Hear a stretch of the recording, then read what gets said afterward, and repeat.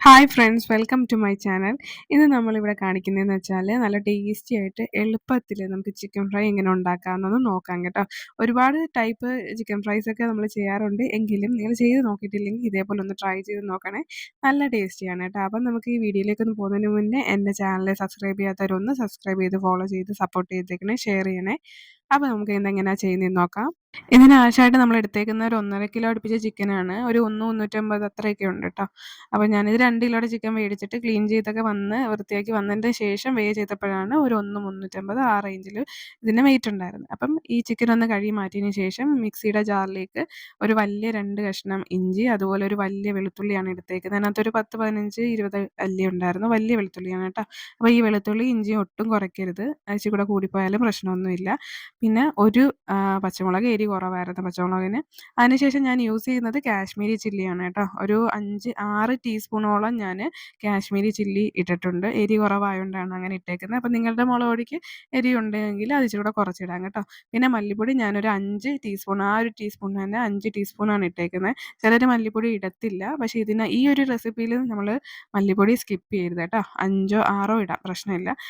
അതിൽ കുറയാനോ കൂടാനോ പാടില്ല. 5 വരെയാണ് ഞാൻ ഇട്ടേക്കുന്നത്. 5 ടീസ്പൂൺ മല്ലിപ്പൊടി, അതുപോലെ ഒരു 2 ടീസ്പൂൺ ഗരം മസാലയും, പിന്നെ ഒരു 1/4 ടീസ്പൂൺ മഞ്ഞൾപ്പൊടിയും, അതുപോലെ ഒരു വലിയ ടേബിൾ സ്പൂണോളം നമ്മൾ പൊടിക്കാത്ത കുരുമുളകും, അതുപോലെ ആവശ്യത്തിന് ഉപ്പ്, പിന്നെ നമ്മൾ ഇട്ടേക്കുന്നത് കറിവേപ്പിലയാണ്. നമുക്ക് ആവശ്യത്തിന് ഞാനൊരു 2ഓ 3ഓ സ്ട്രിപ്പ് എടുത്തിട്ടുണ്ട് കറിവേപ്പില. അതിനുശേഷം ഞാനൊരു കാര്യം ഇതിനകത്ത് മിസ്സായിപ്പോയി. നമ്മളുടെ ലെമൺ ഉണ്ടല്ലോ, നമ്മളുടെ നാരങ്ങ, അതിൻ്റെ ഒരു പകുതി കൂടെ ഞാനിതിനകത്ത് ചേർത്തിട്ടുണ്ട് കേട്ടോ. അപ്പോൾ പകുതി ഒരു നാരങ്ങയും കൂടെ പിഴിഞ്ഞൊഴിച്ചതിന് ശേഷം നമ്മൾ അരച്ചെടുത്ത അരപ്പാണ് വീണ്ടും നമ്മളിതാ ഈ ചിക്കനിലോട്ട് പുരട്ടുന്നത്. നല്ല രീതിയിൽ പുരട്ടി കൊടുക്കണം കേട്ടോ. നമ്മൾ ജസ്റ്റ് ഒന്ന് പുരട്ടിയാൽ പോരാ. ഈ ഒരു മിക്സ് ഞാനൊരു 3/4 ഭാഗത്തോളം ഇതിനകത്ത് പുരട്ടി വെച്ചിട്ടുണ്ട്. നല്ല പുരട്ടി എടുക്കണം. പിന്നെ ഞാൻ ബാലൻസ് വരുന്നത് ഒരു സ്റ്റീൽ പാത്രത്തിലോ ഒരു ഡപ്പയിലോ ഇട്ട് അടച്ചിട്ട് അങ്ങ് ഫ്രീസറിൽ കീപ്പ് ചെയ്യുകയാണ്. നമുക്കൊരു 2, 3 ആഴ്ച വരെ അത് സ്റ്റോർ ചെയ്യാം കേട്ടോ. ഫ്രീസറിലാണെങ്കിൽ, ഫ്രിഡ്ജിലല്ല ഫ്രീസറിൽ. അപ്പോൾ അങ്ങനെ ഞാൻ സാധാരണ ഇതേപോലെ അരച്ചങ്ങ് വെക്കും. നമുക്ക് ആവശ്യമുള്ള സമയത്ത് മീനോ അങ്ങനെയൊക്കെ യൂസ് ചെയ്യാം കേട്ടോ. അപ്പോൾ ഇതിനകത്ത് ഞാനൊരു 1/4 ഭാഗത്തോളം ഇതിനൊക്കെ സ്റ്റോർ ചെയ്യാനായിട്ട് മാറ്റി വെച്ചിട്ടുണ്ട്. അങ്ങനെ നമ്മൾ അരപ്പെല്ലാം നല്ല രീതിയിൽ ചിക്കനകത്ത് തേച്ച് പിടിപ്പിച്ചിട്ടുണ്ട്. ഇതൊരു 1.5, 2 മണിക്കൂർ നമുക്ക് മാരിനേറ്റ് ചെയ്യാനായിട്ട് മാറ്റി വെക്കാം. ബാക്കി ബാലൻസ് വന്നത് ഇതിനൊക്കെ ഒരു സ്റ്റീൽ ഡപ്പയിൽ ഞാൻ ഫ്രീസറിൽ അങ്ങ് അടച്ച് കീപ്പ് ചെയ്ത് സ്റ്റോർ ചെയ്യാറാണ്. അപ്പോൾ അതിനുശേഷം ഈ 1.5 മണിക്കൂർ കഴിഞ്ഞപ്പോഴത്തേക്ക് ഞാനിത് അടുപ്പ് കത്തിച്ചിട്ട് ഒന്ന് മീഡിയം ഫ്ലെയിമിൽ വെച്ചിട്ടുണ്ട്. ലോയിലും വെക്കരുത്, അതുപോലെ തന്നെ ഹൈയിലും വെക്കരുത് കേട്ടോ. ഒരു മീഡിയം ഫ്ലെയിമിൽ വെച്ചിട്ട് ഒട്ടും തന്നെ വെള്ളം ഒഴിക്കാതെ നമ്മൾ ഇതേപോലെ ഒന്ന് ജസ്റ്റ് ഇളക്കി കൊടുക്കണം. ലോയിൽ വെക്കുമ്പോൾ ഉള്ള പ്രശ്നം എന്ന് വെച്ചാൽ ഇരുന്നിരുന്നങ്ങ് വെള്ളം ഇറങ്ങും. ഹൈയിൽ വെക്കുമ്പോൾ പെട്ടെന്ന് നമ്മൾ വെള്ളം ഒഴിക്കാത്തതുകൊണ്ട് അടിയിലൊന്ന് പിടിക്കും. അതുകൊണ്ട് ആ ഒരു മീഡിയം ഫ്ലെയിമിൽ വെച്ചിട്ട് ജസ്റ്റ് ഇങ്ങനെ ഇളക്കി കൊടുക്കുക. കുറച്ചൊരു 10 മിനിറ്റ് കഴിയുമ്പോഴത്തേക്ക് ഇതിനകത്തുനിന്ന് വെള്ളം ഇറങ്ങും. അപ്പോൾ ഒരു ഇച്ചിരിയെങ്കിലും വെള്ളം ഒഴിക്കുമ്പോഴത്തേക്കും നമുക്ക് ഒരുപാട് വെള്ളം ഇറങ്ങി കണക്ക് തോന്നും. അപ്പോൾ ഈ വെള്ളം വറ്റുന്നതാണ് ഈ ചിക്കൻ ഫ്രൈയുടെ കറക്റ്റ് പരുവം. കണ്ടോ, ഈ ടൈമിൽ നമ്മൾ ഇത്രയും വെള്ളം ഇറങ്ങിയിട്ടുണ്ട്. അപ്പോൾ ഈ ഒരു വെള്ളം നമ്മൾ ആ ഒരു മീഡിയം ഫ്ലെയിമിൽ തന്നെ ഇട്ടങ്ങ് വറ്റിക്കുമ്പോഴത്തേക്കും ചിക്കൻ ഒരു 3/4 ഭാഗത്തോളം വേവും ആവും. പിന്നെ നമുക്ക് ഫ്രൈ ചെയ്യുമ്പോൾ കറക്റ്റ് ഒരു പരുവായിരിക്കും കേട്ടോ. അപ്പോൾ നമ്മൾ ഇടയ്ക്കൊന്ന് ഇളക്കി കൊടുത്താൽ മതി, എപ്പോഴും ഇളക്കണ്ട.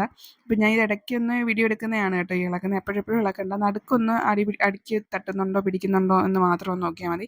അതിനുശേഷം ഒരു കുറച്ച് ടൈം കഴിയുമ്പോൾ ഇതൊന്ന് കുറുകി വരും. അപ്പോൾ ചിക്കനകത്ത് ഈ ഗ്രേവി എല്ലാം നമ്മൾ നല്ല പിടിക്കും ഈ ഒരു വേവുന്ന ടൈം കൊണ്ട്. അപ്പോൾ നമ്മൾ ഹൈയിൽ വെക്കാതെ ഇതേപോലെ ചെയ്താൽ മതി. ഒരു 10-20 മിനിറ്റ് ആകുമ്പോഴത്തേക്കും കറക്റ്റ് ആയിരിക്കും കേട്ടോ. അങ്ങനെ ആ ഒരു വെള്ളം എല്ലാം വറ്റി ആ ഒരു കറക്റ്റ് പരുവായിട്ടുണ്ട്. ഇതിൻ്റെ താഴെ ഇതെനക്ക് ഒരു ഇച്ചിരി ഗ്രേവി പോലെ പറ്റി പിടിച്ച് ഇരിക്കണം കേട്ടോ. മൊത്തത്തിൽ അങ്ങ് നമ്മൾ ഡ്രൈ ആക്കരുത്. ഇതേപോലെ ആ ഒരു ടൈമിൽ നമുക്കിതങ്ങ് ഓഫ് ചെയ്യാം. അതിനുശേഷം ഈ ഒരു ചിക്കൻ നമ്മൾ ചൂടാറിയതിന് ശേഷം ഇതിൻ്റെ ഉപ്പും എരിയൊക്കെ ഒന്ന് നോക്കണം. എന്തെങ്കിലും ആഡ് ആക്കണമെങ്കിൽ നമുക്ക് ആ ടൈമിൽ അങ്ങ് ഞാൻ കുറച്ച് മുളക് പൊടിയും കൂടെ ഒന്ന് ഇട്ടിട്ടുണ്ട് കേട്ടോ. ഇച്ചിരി കുരുമുളകും കൂടി ഇട്ട് ജസ്റ്റ് നമ്മൾ സ്പൂൺ വെച്ച് തന്നെ ഒന്ന് ഇളക്കി യോജിപ്പിച്ചാൽ മതി. ഗ്യാസ് ഒന്നും കത്തിക്കേണ്ട. അതിന് ശേഷമാണ് ഞാൻ ഇച്ചിരി കറിവേപ്പിലയൊക്കെ ഇട്ട് ആ എണ്ണയിലോട്ട് ഒന്ന് വറുക്കാനായിട്ട് വെക്കുന്നത്. ഈ വറുക്കുന്നത് ഞാൻ ഒരിക്കലും ഹൈ ഫ്ലെയിമിലല്ല കേട്ടോ. ഞാൻ വറുക്കുന്ന എല്ലാം ഒരു ലോ ടു മീഡിയം ഫ്ലെയിമിലാണ് എപ്പോഴും ചെയ്യുന്നത്. ഞാൻ മിക്കവാറും ഒക്കെ ലോയിൽ തന്നെ ആയിരിക്കും കേട്ടോ ചെയ്യുന്നത്.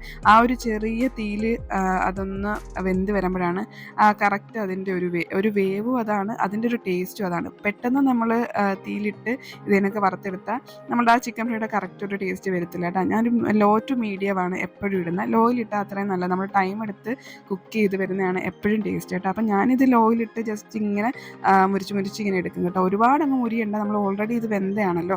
അപ്പോൾ ഇത് കണക്കൊരു ബ്രൗണിഷ് ഷെയ്ഡാണ് കേട്ടോ ഇത്. അപ്പോൾ ഒരു ബ്രൗണിഷ് ഷെയ്ഡൊക്കെ ആയപ്പോഴത്തേക്ക് ഞാനിത് മാറ്റി വാങ്ങുവാണ് കേട്ടോ.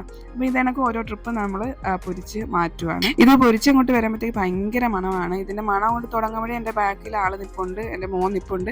ഈ ചിക്കൻ ഫ്രൈയുടെ ഒരു ഫാനാണ് കേട്ടോ എൻ്റെ മോന്. ഇതിൻ്റെ മണം കേൾക്കുമ്പോഴേ അവനിത് കഴിക്കാനായിട്ട് എൻ്റെ ബാക്കിൽ തന്നെ നിൽപ്പുണ്ട്, എടുത്തുകൊണ്ട് പോവുകയും ചെയ്യും. അന്നത്തെ ദിവസം നല്ല ചൂട് ദോശയും അതുപോലെ ഈ ചിക്കൻ ഫ്രൈയും അതുപോലെ രാവിലത്തെ ഒരു കുറച്ച് ഉള്ളിക്കറി ഉണ്ട്, അതൊക്കെ ആയിട്ടാണ് രാത്രി കഴിച്ചത്.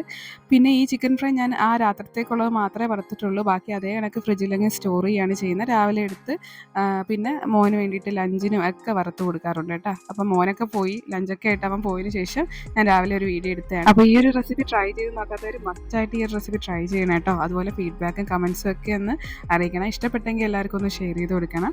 അപ്പോൾ ഇന്നത്തേക്ക് ഇത്രയുള്ള വിശേഷം. നമുക്ക് മറ്റൊരു നല്ല വീഡിയോ ആയിട്ട് കാണാം. അതുവരേക്കും ബൈ.